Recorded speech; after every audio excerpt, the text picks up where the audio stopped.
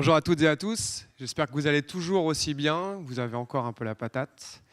On vous remercie de venir aussi nombreux, ça fait plaisir, la salle est bien remplie, pour ce Keynote Cisco qui clôturera la 14e édition des Assises de la sécurité des SI.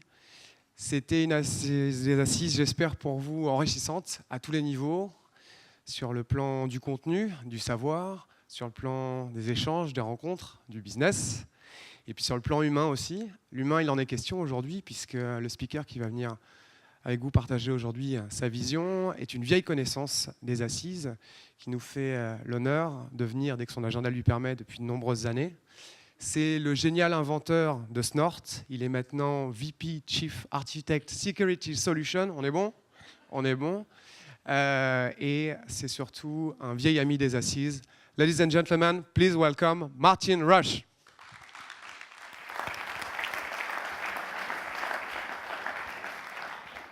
Thank you. Thank you for what I hope was a nice introduction. Unfortunately, I don't speak very much French, so I'm not going to practice on you today. But what we are going to talk about is some of the topics that are very near and dear to my heart at Cisco. So at Cisco, I'm the chief architect, and my job there is to translate our vision for security into architecture, strategy, and ultimately products for Cisco, and in turn for all of you, since Cisco is such a large presence in the world of networking as well as in cybersecurity. So I'd like to talk to you a little bit today about this vision for security that we have at Cisco to really advance the state of the art and what's possible, and to talk about the way we believe security is going to go over the coming years. So in order to really inform you of where all of this is coming from, I think it's really important to talk about some perspective around security and what is important today, and where the gaps are that we have today, and why we're having the problems that we're having in security today. So obviously, I talk about security frequently all over the world, and it's very interesting when you have conversations about security. People, based on their experience, on what they know about different technologies or techniques, or their roles in their organizations, when they hear security, they very frequently hear different things. I say security, and I think about firewalls and intrusion prevention systems and anti-malware and machine learning engines and cloud-based reputation systems and things like that. And you may be thinking about audit and compliance or GRC, regulatory stuff. So I think it's important to establish some baselines to talk about security so that we can all be coming at it from the same perspective. So one of the most important things that we like to kind of talk about is what's important in security today. If you ask 100 different people what's the most important thing in security today, you're likely to get a variety of answers. But if you ask me, I think that the most important thing in security today is threats, dealing with threats, being able to deal with threats. And the reason that I say this is because if you're unable to deal with a modern threat environment, it's very, very difficult to do any other kind of security. It's difficult to be compliant with your regulations if you can't control your computing environment, right? And you can't control your computing environment if you can't keep hackers out of your networks. It's pretty straightforward.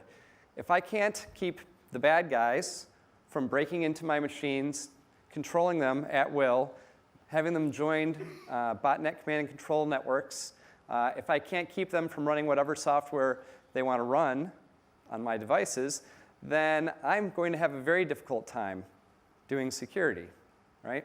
If I don't maintain the operational integrity of my environment, if I can't guarantee what's running on my CPUs, what's in my memory, how my networks work, what they talk to, what data they move around. If I can't do that, then I have a very, very difficult time doing security, any kind of security at all. because the foundations that I try to build security on top of are supposed to be trusted. This computer that the security system is running on, whether it be a crypto system or an identity and access management system or some sort of authentication mechanism, whatever, they all have the basic assumption that the hardware that they're running on is capable of executing instructions that are the instructions that I think are being executed, and doing so in a way that are secure so that the interaction with the computer isn't being observed by a hostile third party. But if you can't maintain the integrity of your environment, that's all off the table. You know, there's a expression in the United States, this is why we can't have nice things, right? If we can't manage the integrity of our environment, then a lot of security becomes either difficult or impossible to do today. So the problem that we have, the core problem that we have to be able to deal with is we have to be able to deal with threats. And this is a very, very difficult problem because the attackers that we're facing are very motivated, they're very capable, and they're very dynamic. And we can look at a variety of cases where this is the case. And I think one of the most informative places to look right now is in malware, because malware is one of the primary attack vectors and attack platforms that are used today. And we see this over and over again. When somebody is compromised today, very frequently it's via malware, or malware is leveraged as a part of the compromise. So an attacker gets you to click on something, or compromises your web browser, or man in the middle some connection, you get software that you didn't want, and it's running in your environment. And when you get infected by one piece of malware, you very rapidly get infected by multiple pieces of malware. This happens over and over again. We see it over and over again. We have a number of mechanisms for observing the behaviors of malware today, and we see the same pattern. You get an initial infection of malware, it very rapidly turns into 10 or 12 other pieces of malware. They spread laterally throughout your environment, and because they were missed in the initial attack, they have long periods of time to operate. You can see the statistics up on the screen here. This is from the Verizon Data Breach Investigations report. In 60% of the cases where there's a compromise, valuable data is stolen within hours. In 54% of the cases, it takes months to detect that an attacker is there. And everybody that we checked was talking to botnet command and control channels. Fully 100% of the companies that we surveyed were talking to botnet command and control channels. My presentation has stalled. Hey, there we go. All right. 100% of the companies that we surveyed are talking to botnet command and control channels. What does this mean? Well, what does malware frequently do? How does it work? I mean, we talk about malware. How does it actually work? Well, what's an attacker trying to do when they break into your systems? Yeah, they want to get data out. They want to extract value from your environment, right? How does an attacker extract value? They get something of value out, whether it's credit card numbers or documents, intellectual property, PII, all these sorts of things. But if I'm an attacker, just taking the data isn't enough for me, because what do I really want to do? I want to establish control over your environment. I want to make it easy to operate in your environment, because I'm essentially treating you like an oil well. You're going to continue to produce value for me as long as I can extract that value.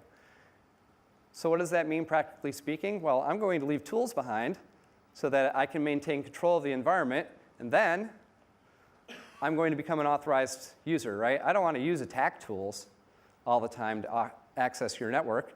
I want to blend in.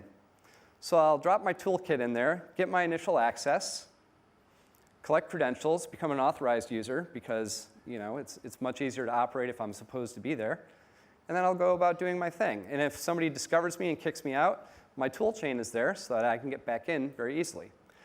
So these tool chains talk to command and control servers, right? They are managed by, they're essentially SaaS. They're managed by cloud-based systems.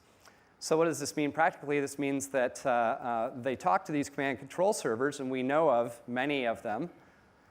So we did a simple survey, looked at DNS traffic coming out of many of our customers, and what we found was that everybody that we surveyed had at least one thing that was talking to a botnet command and control channel.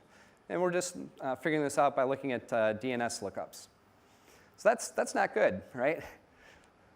Because everybody's doing the things that they're supposed to be doing in many cases, right? They're deploying the firewalls and the intrusion prevention systems and the anti-malware systems or the next-gen firewalls and the sandboxes and everything else, and they're still getting compromised. So it's a really interesting time right now because of this. And if we start really digging into the data, we can look at stuff like the 2014 Cisco mid-year security report. And it's really fascinating when you start to dig into the data and you start to look at why people are being compromised, how they're being compromised, the tools that are being used, and things like that. And we see the same themes repeated over and over again. Outdated software, people don't patch, or people are running ancient software that hasn't been updated in a long time. I just saw today that IBM has finally end-of-lifed Lotus 123. Everybody remember Lotus 123? Good spreadsheet system. Much like Excel, Excel has zero-day vulnerabilities in it. Lotus is not used as frequently, but it's a much lower profile system, and any place that's using it could be subject to the same categories of attack that something like an Excel could be subject to. And yet it's probably not getting anywhere near the scrutiny that a system like Excel gets. Outdated software, bad code. Whether you're using somebody else's code, this is frequently in systems like Java. What we've seen happening with the Java language is that people are building on top of all of these Java libraries. And frequently, they download Java libraries to use in their projects, and they don't know what those Java libraries are built on top of. And you end up with some library 4 levels down that you didn't even know you were using, has a critical security bug in it, and it's not updated, and it's vulnerable, and you've got a banking app or a internal HR app that's got a serious vulnerability in it. Abandoned websites, things that are left up on the internet that are uncurated, that are running old code or outdated code or code that has vulnerabilities in it, and user trust issues. These things happen all the time, right? If Celine gets an email from me, she's going to trust that it's a good email, right? So she'll click that PDF attachment that I put in there and, oops, it's malware. Trust is a big issue. Trust is a big problem with security. Now, when we see this, significant percentage of attacks are being launched from inside corporate networks, what that really means is this is all of the outbound botnet command and control traffic. These things joining up with botnet controllers and staying active in those botnets. Of the several thousand bugs that were being exercised last year, we saw 28 high-priority vulnerabilities being attacked frequently by attackers. And we've seen a huge rise in spam, 100% increase in spam in the past year. So it's very interesting what's been going on. So we see this drumbeat of attackers innovating, bringing new things to market, understanding how software is built, understanding how people operate, understanding that trust can be exploited, and it leads to a lot of problems. So if we look at where new threats we believe will be coming from, there's all sorts of interesting opportunities out there. The Internet of Things is going to greatly increase the attackable surface area, as we say, because we're going to have all sorts of devices that are now running software that didn't used to be, that have IP addresses that didn't used to have them, that are running embedded computers that can be leveraged by attackers, and that are very hard to update and hard to monitor for what they're doing. But there's also a lot of innovation that's coming, right? We have machine learning is becoming something that's coming online. Last year, Cisco, as you probably well know, acquired SourceFire, but Cisco also did an acquisition of a company called Cognitive Security. And Cognitive was building machine learning systems, and we're using those to be able to pick up hard-to-detect attacks, looking through the data that we're getting out of our web-based and cloud-based platforms that Cisco offers. And the other interesting thing that's been going on right now is that finally people are starting to wake up to the fact that, that security is a serious problem and they need to take it seriously in their organizations. And we've seen this really emerge probably in the last 2 years, certainly. That security is on everybody's mind and it's something that's very, very important in almost every organization that we talk to. And in fact, when the SourceFire acquisition was being negotiated. I had a conversation with John Chambers, the CEO of Cisco, one day, and he talked about how every place that he went, it didn't matter if he was talking to customers about switching and routing, voice, collaboration, the conversations always came back to security. And Cisco needed to have a better story on security and a broader reach in security. And that's something that's, we're seeing this kind of emergence of security awareness at the same time that a company like Cisco is really expending much more effort to be a core player in the market. So, given that the world operates like this, we need to have new methods and models of being able to deal with the threats that are out there. And what we're working on at Cisco is a visibility-driven, threat-focused, and platform-based approach to being able to attack the problem. Because the problem is pretty big, right? I talked about this a couple of slides ago. This is something that's very, very important today.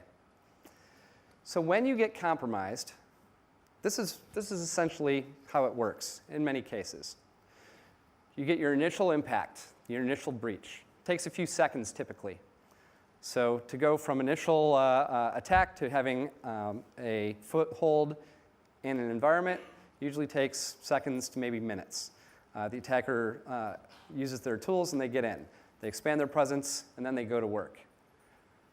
For an attacker, getting access is the first step, but getting data of value out is kind of where they start extracting value from their targets. And usually they can start doing this within a few hours. The data that we typically see is that certainly within a day, but usually within 1 to 3 hours, an attacker can start exfiltrating data of value. The amount of time that it typically takes to detect them is measured with a calendar. It's not measured with a clock, it's measured with a calendar. This is a huge problem. Why does this problem occur? This problem occurs for a lot of reasons, but what it really boils down to is there's a fundamental flaw in the way that we've been attacking security really for the last few decades. And the fundamental flaw when we're dealing with threats and breaches and things like that is that the failure mode of most of our security technology is silence, right? How does your intrusion prevention system tell you about an attack it just missed? It doesn't, right? It doesn't say a thing. Your IPS doesn't tell you about the 50 million flows it saw today that were great. It only tells you about the things that it thought were bad. How about your antivirus system? How does it tell you about stuff that it missed? It doesn't. Neither does your SIM, neither does your firewall, neither does any of your security technology. And they all operate, almost all operate, at a point in time only. You're presented with a piece of information. Your antivirus system is presented with a file that's being executed. Your IPS is presented with a protocol decomposition for a flow. Your reputation system is presented with an IP address or a URL. They analyze them the best way they know how at this moment in time, and then they make a decision. And they're either right or they're wrong. If they're right, great. And if they're wrong, silence. And this is why, if you really dig into the data, in the Verizon Data Breach Investigations Report, what you will see is that the average amount of time that it takes an attacker, or a defender to figure out that they've been compromised is somewhere between 200 and 300 days. So what do you think an attacker can do with unfettered access to your network environment for 200 or 300 days? Do you think they can extract some value from your environment? Do you think that they can set up shop and make it very, very hard to get them back out? Certainly. I saw just this morning, JP Morgan Chase is in the news. They had a major compromise. I saw something like 76 million credit card numbers or something along those lines were taken, right? The attacker, I'm sure when they start digging into it, we will see that the attacker was in there for a long period of time with unfettered access to the systems, and they made a lot of money doing it. So we know that this is the case, and actually if we look at the data over the last few years, we see it's actually getting worse. This time delta between where an attacker goes from initial compromise to getting data of value out, they're getting faster. We're getting faster too. We're getting better at detecting them. That's the bottom line there. We're getting better, but they're getting better faster than we are. So this is a huge problem. And this is endemic to most of our security technology because it operates at a moment in time only, point in time, and because its primary failure mode is complete silence. So I go in and I talk to customers about this, and I kind of point these things out. And usually you get kind of strange looks like, geez, we've been trying really hard, and we're still, they are still getting compromised. And they're trying to figure out what they should be doing, differently, or if they need to be doing things differently. And one of the things that I like to talk to people about when I go talk to them about security is this simple question. If you knew you were going to be compromised, would you do security differently?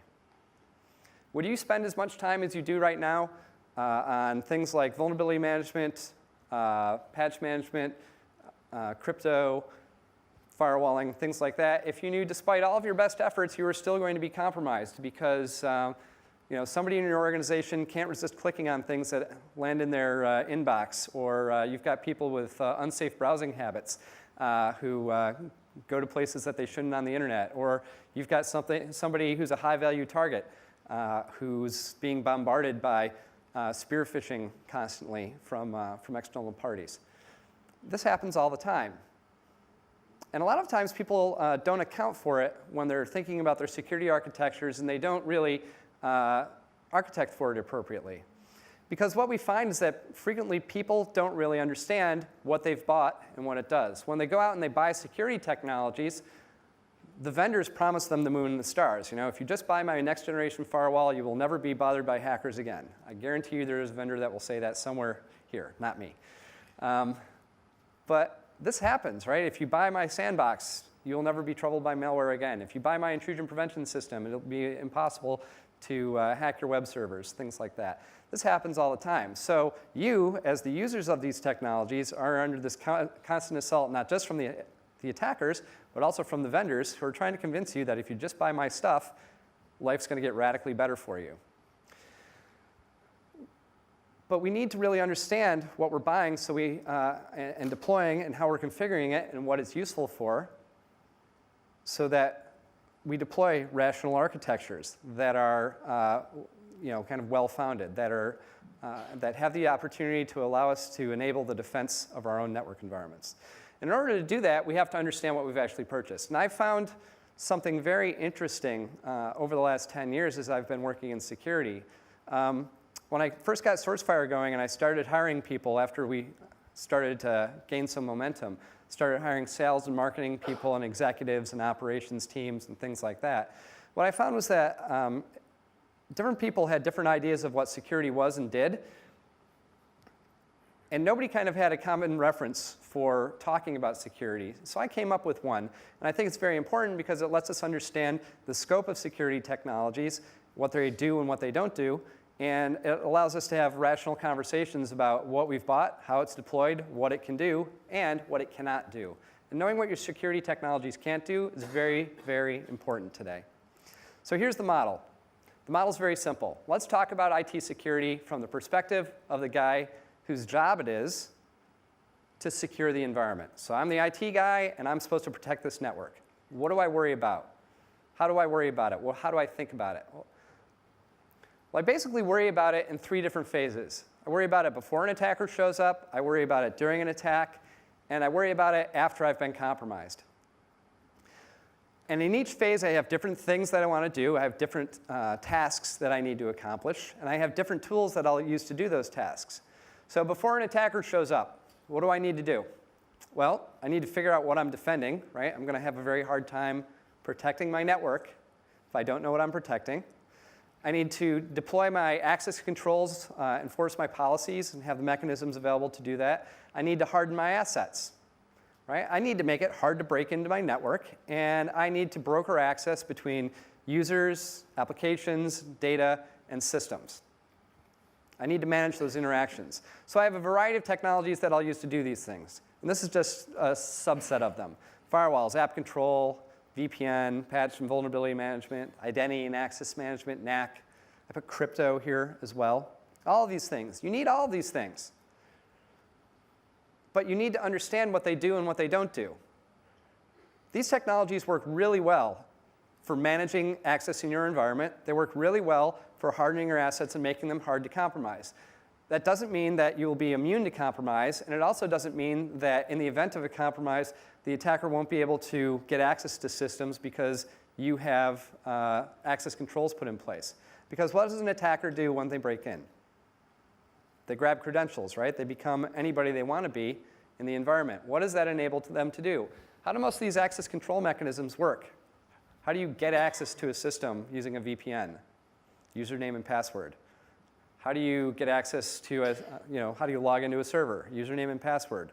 Or maybe you have a token, or maybe you have some other things. There are all sorts of mechanisms that you can use to try to provide authentication or even secure authentication. But the fact of the matter is that many of them can be compromised by a sufficiently skilled and motivated attacker.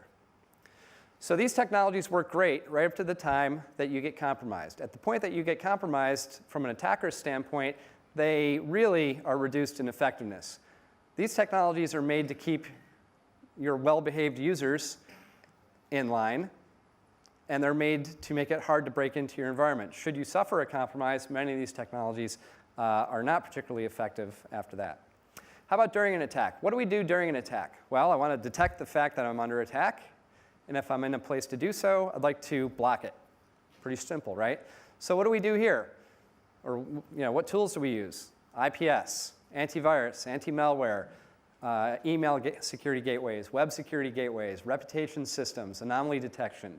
All these things go into the during bucket. And this stuff works pretty well, right? It will do a very good job of knocking down the things you tell it to knock down. Where these technologies fail is detecting things that you don't know about, right? This stuff works great as long as the attackers are nice enough to know stuff that you know about ahead of time.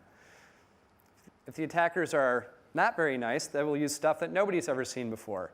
And these technologies, once again, start having problems with that. Unless you're doing anomaly detection, unless you have very good awareness of the systems in your environment and how they behave, these technologies, when they fail, will fail silently. So then we get into the after phase. Now I've been compromised. What do I need to do? Well, I need to scope the compromise. I need to understand what's been compromised, how it's been compromised, the tools that they used. I need to contain it, shut down their lines of communication, make sure that they can't reinfect my systems. And then I need to remediate it. I need to clean it up and get it out. Once again, I have a variety of technologies for this. Intrusion detection, full packet capture systems, advanced malware detection, sandboxing, log management, SIM, forensics tools, all of these things. So the thing that you should be noticing here is there's probably a lot of names of technologies up there that you're very familiar with, but what you maybe hadn't considered is where their scope of application is. Some of these technologies are very, very good in the area that they're in, but they're really not applicable to other areas. You don't use your firewall to figure out what systems you got broken into on, right? You don't use your VPN to do forensics. Maybe you'll look at some of the log files that are produced by them, but the fact of the matter is if you need to do deep forensics, some of these tools are just not appropriate to doing that. You don't use your intrusion prevention system to do vulnerability management, for example, right? So these technologies all have scope of application. There are things they do and things that they don't do. Now, one of the things that we're seeing today is consolidation of functionality under bigger devices that do more things, right? Next generation firewall is a great example of this. What does a next generation firewall do? A lot of the box, it does kind of the things in the first column there. Firewall, application control, and VPN. And depending on whose next gen firewall you have and what features are available, what licenses you've turned on, they might have an IPS or an anti-malware system or an intrusion detection system, or maybe they back end to some sort of sandboxing system, some sort of advanced malware detection system. Right? So they consolidate a lot of functionality under one roof, but they still have a very set scope of application for what these technologies can do. Now, when you consider these things, I need to do all these functions, I need to have all these capabilities. I don't just need to have them on the network, right? I need to have them in a lot of places. I need to have these capabilities wherever a threat can manifest itself. It's not enough just to do network-based security. I was a very staunch advocate of doing solely net-based security, network-based security for years, probably up until about 4 or 5 years ago. But you need to be where the threats are, right? You need to have capability where the threats operate. So not just on the network, but also on the endpoints, on mobile devices, in virtual data centers, and in the cloud as well. And you need to be able to do security at more than just a point in time. You've got to have continuous capabilities versus the threats that you face. if you're going to be capable against what we've got going on today. So at Cisco, we've been doing a lot of work on this. You know, when SourceFire came into Cisco, we brought this model with us and said, you know, we need to really start looking at where we've got coverage and what we're missing and how we can get more of our technologies working together under one platform so that we can be more effective for our customers, especially in the threat environment that they face today, where if you suffer a compromise, you are really facing a catastrophic failure of your entire security infrastructure because of the way that they operate. So we looked at Cisco. You know, this is kind of Cisco in a nutshell in terms of the security capabilities that we have today. ASA and VPN, AnyConnect. We now have our combined next generation firewall with SourceFire and ASA together, Meraki for smaller form factor devices, ICE and Secure Access and TrustSec. As well as we have SourceFire's IPS, the ESA and WSA, web security and email security appliances, and so on and so forth. And then the after column, the recent acquisitions have hugely improved the capabilities that we've got at Cisco, right? Advanced malware protection from SourceFire, cognitive security out of Prague, doing really advanced work in machine learning systems and anomaly detection. ThreatGrid, which is a cloud-enabled sandboxing system that we acquired back in June.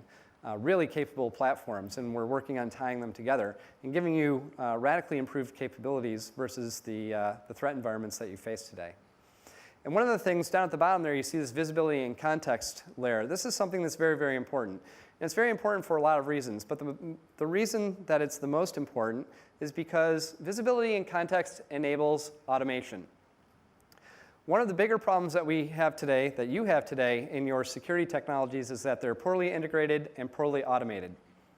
You have to manually tune and configure them, manually analyze the events that come out of them. When you see something that's interesting that you want to protect yourself against, you have to turn that into configuration directives for multiple systems and do this over and over and over again. Visibility and context gives us the ability to start automating some of these tasks, like frontline data analysis, so we can tell you which events are important in your environment that comes out of things like your intrusion prevention systems. We can automate configuration tuning of your intrusion prevention systems, another example, right? So SourceFire had technology around visibility and context, and Cisco had technology around this. Cisco's technology is called PXGrid, SourceFire's was called Firesight, and we're bringing those together as well to provide you with better automation. Because better automation is going to provide better efficacy of your security technologies. And what we're trying to really address here longer term is fragmentation. Because fragmentation is an insidious problem in security in the industry today. So if you go out on the show floor there and you walk around, you're going to see many, many vendors. And the problem that we have is that each vendor has its own management system. They have their own eventing system. They have their own analytics platform, and so on and so forth. And the problem with this is that, you know, individually, they're all pretty good at what they do. But when you try to use them in concert, what happens? So I get a high priority security event out of my system. I do the analysis, do the forensics, and I figure out, well, I've got a bad thing here. I've got a piece of malware that I don't want. It's targeting my enterprise specifically, and I want to keep it out of my environment. How do I do that if I've got a highly fragmented infrastructure? Well, I'd probably like to do it at my next generation firewalls, right? They can see files, and I want to do it at my antivirus systems, and I want to tell my sandboxes about it so that they can identify it. I don't want my web gateways to let it pass, and I don't want it showing up in people's inboxes, so I got to tell my email security platform not to let it go either. So that's, what, 5 or 6 or 7 different platforms that I have to go to that all have different configuration interfaces. I'll use different mechanisms for identifying this file, and will all have to be monitored continuously to see if this file is showing up. That's a hard problem, and that's just for one file. Now, what if you get 50 files a day that you want to do that to? What if you have 30 technologies that you have to interact with in order to do that? 30 managers, 30 reporting systems. This is a big problem because it's not going to get better as we see the proliferation of security technologies and vendors out there unless somebody starts to consolidate these functionalities together.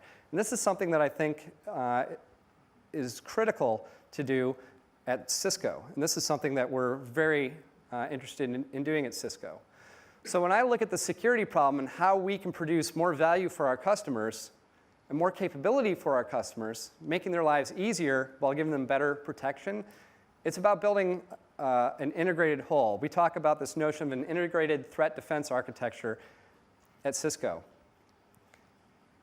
And if we're going to do this, you have to start with a foundation of visibility and context about the environment that we're operating within. I need broad visibility for context. And visibility is really interesting. What does it mean? I have to know what I'm protecting. You can't protect your network if you don't know what's actually on it. You're going to have a very hard time. You can do generic defense, port filtering and looking for well-known attacks and things like that, but you're not going to be extremely effective against the threats that you face because your security posture needs to evolve as your network evolves. And if you don't understand how your network is evolving, you're going to have a hard time doing that. Additionally, visibility can take other forms as well. One of the directives that I had for my teams at SourceFire and that we've brought into Cisco with us is this notion of being able to identify things. Identifying something is the pathway to being able to control it. If I can identify a network attack, I can control it. If I can identify an application protocol, I can control it. If I can identify a piece of malware, I can control it. So I need to have broad visibility, and I need my technologies that generate that visibility information. It's not good enough for me to identify on the next generation firewall an application and control it. I need to tell everybody about it. I need to tell my back-end infrastructure, hey, I saw this application on the wire. Here were the attributes of it. Source host, destination host, web browsers involved, things like that. Right? I need to share this information. I need to build up a model of the environment that I'm protecting, and then I can use that model to drive automation of my systems. So visibility is actually the most important concept to have here if we're going to be able to build a better security infrastructure. Control goes on top of that. Right? If I have visibility, then I can start delivering control. Brokering access between users, data, applications, and devices. Despite doing these things, we're going to face threats. So I need to be able to deal with threats, detect, understand, and stop threats. And I need to be able to account for the fact that, yes, despite my best efforts, I will be breached. We can do everything right and still fail. And we need to have robust capabilities in the face of that. We need to have the ability to drive effective response in the face of a compromise. Now, there are a lot of ways that you can go about doing this, right? But if we're going to make all this work, we have to build interoperability between all these technologies. And the way that we're doing that at Cisco is using APIs. And if you start breaking this stuff out, what you'll see is that this is a model for implementing before, during, and after in an integrated fashion that's built on a platform of visibility about the environment that we're trying to protect. And it's very, very important that we do this and get it right. Because if we can do this, then we can start to do something that really hasn't been seen before in security. We can start to build an architecture that reduces complexity but increases capability. The only way that I'm going to be able to build security technologies for you that can reduce complexity and increase capability is to start automating them. And the way to automate them is to build them on a platform that is driven by visibility about the environment that we're trying to protect. So what would that platform look like? What would this integrated architecture look like? Well, if I'm going to make it as simple as possible, it needs to have as few parts as possible. And yes, this is complicated, right? It's complicated at my level to make it simple for you. So what do we need to do? We need to have a network control platform. I need a platform that can see and control as much of the network as possible from as few points as possible. So all the way from layer 2 on up to layer 7 plus, even beyond applications into files and things like that. I need a network control platform that can be built as a device or built as a virtual appliance. I need a point, so that gives me a point of visibility and control on the network. I need the same thing on devices, whether it be mobile devices or endpoints. So I need a device control platform. That can go anywhere we have devices, whether it be servers, desktops, laptops, or mobile devices. I need a cloud control platform so that people have the ability to have my capabilities offered uniformly, even if they're outside of my network environment. I need centralized management, so we have one place of command and control for all of our security infrastructure, one place of analytics for everything that we've got, one place to bring all of our context and visibility together and use that to drive automation into our configuration management systems, into our analytics platforms. And I need collective security intelligence. I need to be able to share this information globally across not just your deployed infrastructure, but across every customer that I've got. It's not good enough for you to recognize you've been hacked and then have the guy down the street have to recognize that they've been hit by the exact same attack. If I get compromised, you should get protected. That's the way that it should work. The way to do that is to build a system that allows us to share information that we're seeing globally about security events that are happening throughout the world. So these are the things that we're working on at Cisco, right? This is what we call the threat-centric approach. If the biggest problem that we've got today in security is threats, if you're not going to be able to do the other things effectively without securing yourself in the face of threats, without reducing the amount of time that they have to operate, if we can't do those things, then we really are going to have a hard time improving the state of security. So we have a threat-centric approach. That is what we are attempting to do. It's built on unmatched visibility. This is the fundamental foundation that you need for being able to build a better security architecture, better security infrastructure. Consistent control. If I can see it and identify it, then I should be able to control it. Advanced threat protection. Cisco and SourceFire together, now with ThreatGrid and Cognitive, we have the best threat detection capability in the world, and I'm not shy about saying that. We've seen it proven objectively over and over again if you look at NSS tests and things like that. When we go in and you've got a problem to deal with, we are the best in the world at dealing with it in terms of being able to mitigate threats in your environment. And then reducing complexity. It does me no good, and it does you no good, for me to give you 10 new appliances with 10 new managers that are all talking about different things and operating on them differently. You have to have a system that is well integrated, that is easy to operate, and that will give you powerful capabilities in the face of the threats that we're all seeing today. So that's what we're doing at Cisco, and this is the model that we're using to do it. So thank you very much. I'm at the end of my time. If you have questions, we can talk about those outside. Thanks very much.